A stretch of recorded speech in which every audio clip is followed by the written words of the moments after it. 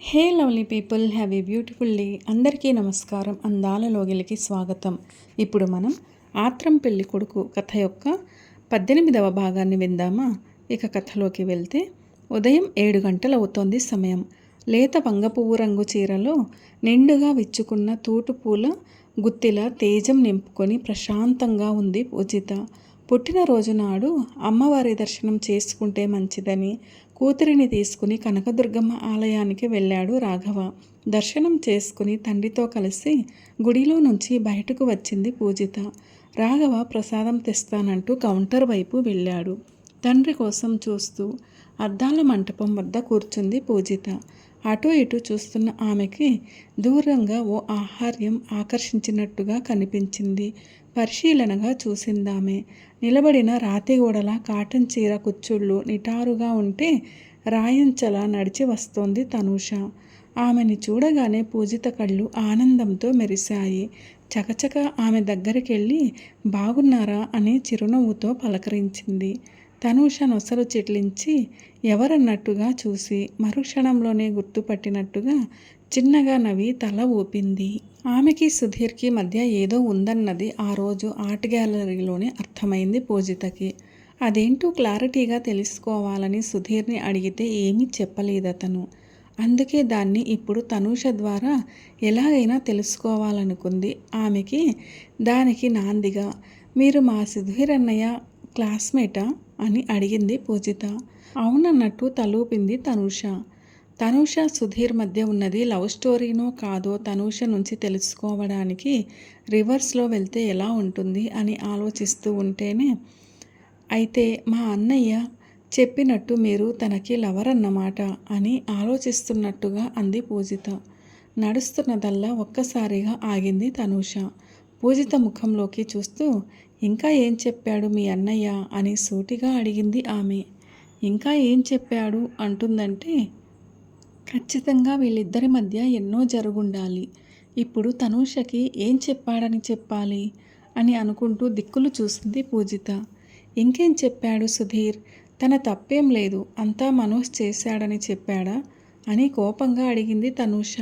ఆమె నోటి వెంట మనోజ్ పేరు వింటేనే కంగుతింది పూజిత. వెంటనే మనోజా అని ఆశ్చర్యంగా అంది. సుధీర్కి మీకు మధ్యలో మనోజ్ ఏంటి అని కుతూహలంగా అడిగింది. నేను లవర్నని చెప్పినవాడు మిగిలినవేం చెప్పలేదా అందామె రోషంగా.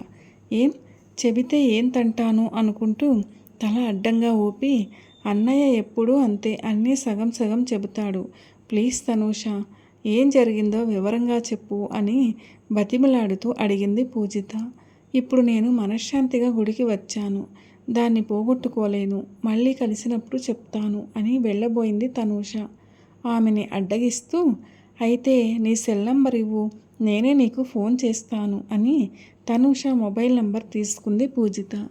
తనూష వెళ్ళిపోతున్న వైపు చూస్తూ, ముందు మనోజ్ని తనూష ఎవరో విషయం ఏంటో అడగాలి అనుకుందామే. ఈలోపు ప్రసాదం తీసుకుని తండ్రి రాఘవ రావడంతో పూజిత రాఘవలు ఇద్దరూ గుడి నుంచి ఇంటికొచ్చేశారు. ఇంటికి రావడంతోనే మళ్ళొకసారి అద్దం ముందుకెళ్ళి అలంకరణ మొత్తం సరిచేసుకుని వచ్చి హాల్లో కూర్చుని మాటి మాటికి తలుపు వంక చూడసాగింది పూజిత. ఆతృత నిండిన ఆమె ఎదురుచూపులు మనోజ్ కోసం. నిన్న సాయంత్రం మనోజ్ని పార్కులో కలిసినప్పుడు రేపు ఉదయం వస్తానని చెప్పాడు గాని ఎన్ని గంటలకు వచ్చేది పూజితతో చెప్పలేదు.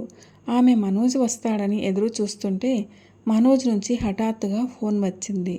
సెల్ ఫోన్ పట్టుకుని వరండాలోకి నడుస్తూ తండ్రికి వినపడకుండా ఉండడం కోసం ఫోన్కి చెయ్యి అడ్డు పెట్టుకుని, హలో మనోజ్ అని మెల్లగా అంది Pujitha. Happy birthday to you my sweet heart, many many returns of the day, memorable day అని తన్మయత్వంగా శుభాకాంక్షలు చెప్పాడు మనోజ్. అతను చెప్పిన విధానానికి మనసులో మెరిసిపోతూ, థ్యాంక్ యూ, ఎన్నింటికి వస్తున్నావు అని చిరునవ్వుతో అడిగిందామె. సస్పెన్స్, వెయిట్ అండ్ సీ, ఎదురు చూడడం ఎంతో బాగుంటుందో అన్నాడతను. ఓహో, ఎన్నిసార్లు ఎదురు చూశారేంటి ఆత్రం పెళ్లి కొడుకు గారు అని ఉడికించిందామె. లెక్కే లేదు, నచ్చిన అమ్మాయి దొరకాలని ఏళ్ల తరబడి ఎదురు చూస్తున్నాను అన్నాడు. మరి ఇప్పటికైనా దొరికిందా? నవ్వుని దాచుకుంటూ అడిగింది. నిన్ననే దొరికింది, దొరికి మాయమైంది. ఇప్పుడు వెతుక్కోవాల్సిన అవసరం లేకుండా ఈరోజు మళ్ళీ పుట్టింది నా కోసం అన్నాడు మనోజ్. ఆ మాటలకి పూజిత నవ్వేసింది. అంతలోనే హఠాత్తుగా, అవును, నీకు తనూష తెలుసంటగా, ఏంటా స్టోరీ అని ఆతృతగా అడిగింది. తనూషానా? తనూష ఏంటి తనూషానా? స్టోరీ నాకు తనూషకి కాదమ్మా, తనూషకి సుధీర్కి. అబ్బా, నా ఉద్దేశ్యం మీ మధ్య స్టోరీ ఉందని కాదు. తనూష నీకెలా తెలుసని. మార్నింగ్ గుళ్ళో తనతో మాట్లాడినప్పటి నుంచి టెన్షన్తో చచ్చిపోతున్నాను. అసలు విషయం ఏంటి చెప్పు అని కుతూహలంగా అడిగింది పూజిత. మార్నింగ్ మాట్లాడావా? తను ఈ ఊళ్ళోనే ఉంటుందా? వాళ్ళ నాన్నకి ట్రాన్స్ఫర్ అయ్యి వెళ్ళిపోయింది. అసలు తనూష నీకెలా పరిచయం అని గబగబా అడిగాడు మనోజ్. ముందు స్టోరీ చెప్పు, ఆ వివరాలు తర్వాత చెబుతాను అంది పూజిత. స్టోరీ అంటే, నేను సుధీరు తనూష కలిసి చదువుకున్నాం. వాళ్ళిద్దరి లవ్ స్టోరీ 10th క్లాస్ నుంచి ఉంది. కాలేజీకి వచ్చేసరికి అది బాగా ముదిరింది. వీడేమో తనూషని రకరకాల స్టైల్స్లో బొమ్మలు వేసిచ్చేవాడు. తను చాలా హ్యాపీగా ఫీల్ అయ్యేది. అసలు వీడికి బొమ్మలు వేయడం వచ్చిందే తనూషని గీయబట్టి. తర్వాత వాళ్ళ నాన్నకి ట్రాన్స్ఫర్ అయ్యింది. విడిపోతున్నామని ఇద్దరూ బెంగ పెట్టేసుకున్నారు.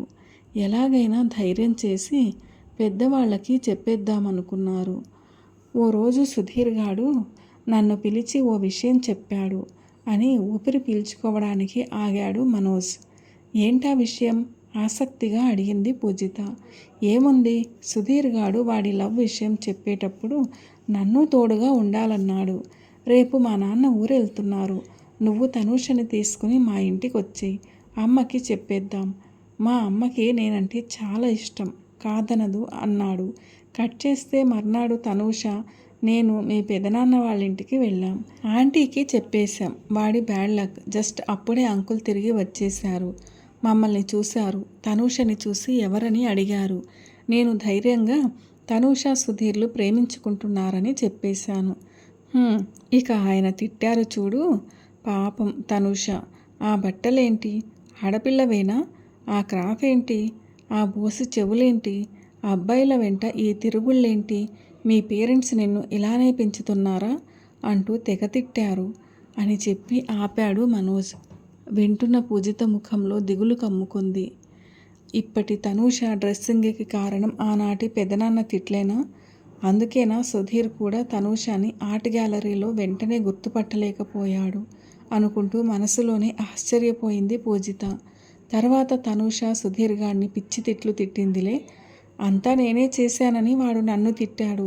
నాకేం తెలుసు? వాడు మీ పెదనాన్న దగ్గర అప్పటికప్పుడు ఏదో ఒకటి కవర్ చేసేద్దాం, తర్వాత మెల్లగా అమ్మ చూసుకుంటుందిలే అనుకుంటున్నాడంట. ఈలోపు నేను ఆవేశపడిపోయాను. అందుకే వాడు చాలా రోజులు నాతో మాట్లాడలేదు కూడా అని నిట్టూర్చాడు మనోజ్. మనోజ్ చేసిన పనికి పూజితకి నవ్వు ఆగలేదు. ప్రేమించుకుంటున్నది వాళ్ళిద్దరూ.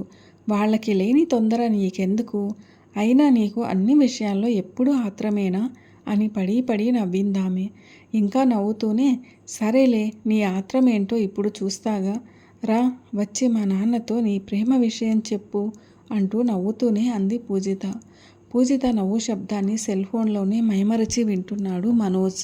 నవ్వి పొట్ట పట్టుకుంటూ, తనూష సెల్ నంబర్ మెసేజ్ పెడతాను. వాళ్ళని విడదీశావుగా, నువ్వే కలుపు, నీ పాపం క్షమిస్తుంది అని నవ్వుతూ అంటూ ఇంకా ఏదో అనబోయిందామె. ఈలోపు పూజిత అంటూ రాఘవ పిలుపు వినిపించింది పూజితకి.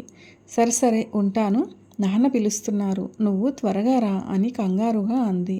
ఓకే, వెయిట్ అండ్ సీ అని ధైర్యంగా చెప్పాడు మనోజ్. బాయ్ అంటూ ఫోన్ కట్ చేసి తనూష మొబైల్ నంబర్ని మనోజ్కి మెసేజ్ పెట్టింది పూజిత. అప్పుడే అక్కడకు వచ్చిన రాఘవ, పెదనాన్న నీతో మాట్లాడతారట అంటూ ఆయన ఫోన్ని పూజితకి ఇచ్చాడు. ఫోన్ తీసుకుని, చెప్పండి పెదనాన్న అంది పూజిత. పుట్టినరోజు శుభాకాంక్షలురా పూజిత. ఎప్పుడో నీ చిన్నప్పుడు సెలబ్రేట్ చేశాం. నీ పుట్టినరోజుని మీ నాన్న, నువ్వు వెంటనే బయలుదేరి మా ఇంటికి వచ్చేయండి, ఇక్కడ పార్టీ చేసుకుందాం అని హుషారుగా అన్నాడాయన. మనోజ్ చూస్తే ఇప్పుడు వస్తానన్నాడు. పెదనాన్నేమో వాళ్ళింటికి రమ్మంటున్నారు. ఏం చెప్పాలా అనుకుంటూ ఒక్క క్షణం ఆలోచనలో పడింది పూజిత. ఏంటి అవతల పెదనాన్న మాట్లాడుతుంటే నువ్వు మౌనంగా ఉన్నావేంట్రా? ఏది ఫోన్ ఇటివ్వు అంటూ ఫోన్ తీసుకుని తోడల్లుడు భాస్కర్ రావుతో మాట్లాడాడు రాఘవ. ఆ ఫోన్ మాట్లాడడం పూర్తి చేసిన మరుక్షణం నుంచే పెదనాన్న వాళ్ళ ఇంటికి వెళదాం పదమంటూ పూజితని తొందర పెట్టారాయన. మనోజ్ ఎప్పుడు వస్తాడా అని పూజితకి ఆతృతగా ఉంది. ఒకవేళ పెదనాన్న వాళ్ళ ఇంటికి బయలుదేరేలోపు రాకపోతే అని నిరాశగానూ ఉంది. అందుకే రెడీ అవుతున్నానంటూ ఆమె గదిలో ఆ చీర మార్చి ఈ చీర మార్చి కొంతసేపు గడిపేసింది. తర్వాత జడ వేసుకుంటున్నానంటూ వేసుకున్న జడని ఊడదీసేసి మళ్ళీ అల్లికలేసి రకరకాల మోడల్స్ని ప్రయత్నిస్తూ ఇంకొంత సమయం కాలక్షేపం చేసింది పూజిత. ఆమె ఆలస్యం చేయడాన్ని చూసి చూసి పూజిత అని పిలుస్తూ ఆమె గదిలోకి వచ్చాడు రాఘవ. పూర్తిగా తయారైన ఇంకా కూర్చునే ఉన్న కూతుర్ని గమనిస్తూ, ఏంటి ఇంకా అలా కూర్చున్నావు? అయిపోయిందిగా రా అని తొందర పెట్టేశాడు. వస్తున్నా నాన్న, వచ్చేస్తున్నా అంటూ తడబాటుగా లేచింది పూజిత. కాశీ టూర్కి వెళ్ళి వచ్చిన దగ్గర నుంచి పూజితని గమనిస్తూనే ఉన్నాడు రాఘవ. ఇందాకడ కూడా భాస్కర్ రావుతో ఫోన్లో మాట్లాడకుండా ఏదో ఆలోచనలో పడిపోవడం, ఇప్పుడు ఇలా ఆలస్యం చేయడం చూసి ఇప్పుడు వెళ్ళడం పూజితకి ఇష్టం లేదని చూచాయగా అర్థమైంది రాఘవకి. కూతుర్ని గమనిస్తూ, పోనీ పెదనాన్నకి ఫోన్ చేసి సాయంత్రం వస్తామని చెప్పనా అన్నాడు. అని పూజిత ఏదో చెప్పబోతుంటే సరిగ్గా అప్పుడే కాలింగ్ బెల్ శబ్దం వినిపించింది. దాన్ని వినగానే చెంగున తలుపు వైపు పరిగెత్తింది పూజిత. కూతురి కంగారుకి నొసలు ముడిచి చిత్రంగా చూస్తూ రాఘవ కూడా తలుపు వైపు అడుగులు వేశాడు. పరుగున వెళ్ళిన పూజిత ఎంతో ఆనందంతో తలుపు తీసింది. ఎదురుగా ఉన్న వ్యక్తిని చూడగానే ఆమెలోని ఆనందం అంతా ఒక్కసారిగా తుస్సుమని ఆవిరైపోయింది. వచ్చిన ఆయన ఎవరో కాదు, ఆత్రిజ వాళ్ళ నాన్న సుందరరామరాజు గారు. ఒకవేళ మనోజ్ ఈయనను గాని తీసుకువచ్చాడా అన్నట్టు తల తిప్పి ఆయన వెనక్కి పక్కకి చూసింది. ఆమెకి ఎదురుగా నిలబడ్డ సుందరరామరాజు తప్ప ఇంకెవరూ కనిపించలేదక్కడ. ఎవరు పూజిత అంటూ తలుపు దగ్గరకొస్తున్న రాఘవ గుమ్మం బయట నిలబడిన సుందరరామరాజు గారిని చూడగానే షాక్ కొట్టినట్టు అక్కడే ఆగిపోయాడు. వెంటనే తేరుకుంటూ ఆయన కంట్లో పడకూడదన్నట్టు గబుక్కున పక్కకు తప్పుకున్నాడాయన. కానీ అప్పటికే రాఘవ వంక చూసేశారు సుందరరామరాజు గారు. చిరునవ్వుతో 2 చేతులు ఎత్తి నమస్తే అండి అని రాఘవకి చెప్పి పూజితని నేను లోపలకు రావచ్చా అని అడిగారు. ఈయన ఇప్పుడొచ్చాడేంట్రా దేవుడా, మనోజ్ చెప్పకముందే ఈయన అన్ని విషయాలు నాన్నకి చెప్పేస్తే నా పరిస్థితి ఏంటి అని కంగారు పడుతూనే రమ్మన్నట్టుగా తలూపి లోపలకు నడిచింది పూజిత. రాఘవకి మాత్రం సుందరరామరాజు గారు తన ఇంటికి ఎందుకు వచ్చాడు అన్న కుతూహలం కంటే ఆయన తనని ఎక్కడ గుర్తుపట్టేస్తాడు అన్న ఆదుర్దానే ఎక్కువగా ఉంది. ఆ ఆదుర్దాతో రాఘవ మెదడు పనిచేయడం మానేసింది. ఆయనకు ముఖం స్పష్టంగా కనిపించకూడదని ముఖాన్ని కిందకి వాల్చేసుకున్నాడు రాఘవ. సుందరరామరాజు గారు తలవాల్చుకున్న రాఘవ వంక చూస్తూ, నా పేరు కోసూరు సుందరరామరాజు, నేను బిజినెస్ మ్యాన్ని అంటూ తనని తాని పరిచయం చేసుకున్నారు. రాఘవ ఆయన్ని చూడకుండా అటూ ఇటూ చూస్తూ, అలాగా అండి, మీరు చాలా పెద్దవారు, అటువంటి వారు మా చిన్న ఇంటికి అని సందిగ్ధంగా అంటూ మళ్ళీ తల వాల్చేసుకున్నాడు. అయితే పూజిత మీకు నా గురించి ఏమీ చెప్పలేదన్నమాట. నేను ఆత్రిజకి ఫాదర్ని అని అన్నారు సుందరరామరాజు. ఆత్రిజ ఎవరన్నట్టు విస్మయంగా పూజిత వంక చూశాడు రాఘవ. సరిగ్గా ఈ టైంలో ఈయనొచ్చి ప్లాన్ అంతా పాడు చేశాడు అని మనసులో తిట్టుకుంటూ తండ్రికి ఏదో ఒకటి సర్ది చెప్పాలని నోరు తెరిచింది పూజిత. ఆమెకి అంత అవకాశం ఇవ్వలేదు సుందరరామరాజు గారు. మనోజ్ పెళ్లి చేసుకోబోతున్నది మా అమ్మాయి ఆత్రిజనే కదండి అని గుర్తు చేస్తున్నట్టుగా చెప్పారు.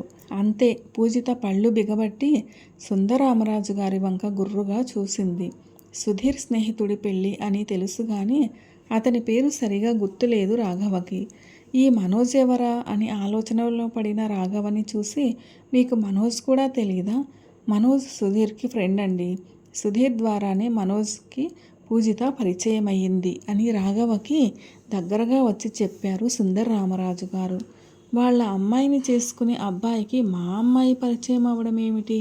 మొన్న కాశీలో ఉండగా భవానీ వదిన సుధీర్ ఫ్రెండ్ పెళ్ళి ఆగిపోయిందని చెప్పింది.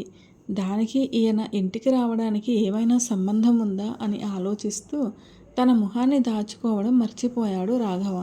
రాఘవకి దగ్గరగా వచ్చిన ఆయన రాఘవ ముఖంలోకి పరిశీలనగా చూస్తూ మిమ్మల్ని ఎక్కడో చూసినట్టుగా ఉందండి అని సందేహంగా అడిగారు. చప్పున మళ్ళీ ముఖం కిందికి దించేసుకున్నారు రాఘవ. తాను ఇంకా ఊరుకుంటే ఈ విషయమంతా ఆయన సైడ్ నుంచి నాన్నకి చెప్పేస్తారు అనిపించింది పూజితకి.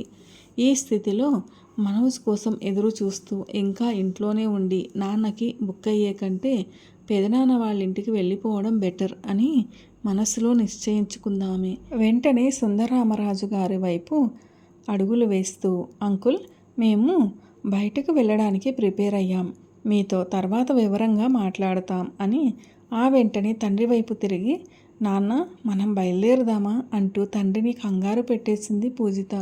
దొరికిందే అవకాశం అన్నట్టుగా, అవును, మనం బయటికి వెళ్ళాలి కదా, తర్వాత మాట్లాడదాం అంటూ లోపలికి వెళ్ళబోయాడు రాఘవ. ఆత్రం పెళ్ళికొడుకు కథ యొక్క 18వ భాగం ఎలా అనిపించింది? మీకు నచ్చిందా? నచ్చినట్లయితే వీడియోను లైక్ చేయండి, మీ ప్రియమైన వారందరికీ షేర్ చేయండి. అలాగే మన ఛానల్ని సబ్స్క్రైబ్ చేసుకోవడం అస్సలు మర్చిపోవద్దు. వీడియోను చివరిదాకా చూసే కథను పూర్తిగా విన్నందుకు ధన్యవాదాలు. ఈ కథపై మీ విలువైన అభిప్రాయాలను కామెంట్ సెక్షన్లో తప్పకుండా తెలియచేయగలరు. మరిన్ని మంచి కథల కోసం స్టే ట్యూన్. అందాల లోగిలి. See you all in another video. Till then, keep smiling and be happy. A very special thanks to the story writer for this wonderful and amazing story, ఆత్రం పెళ్ళికొడుకు.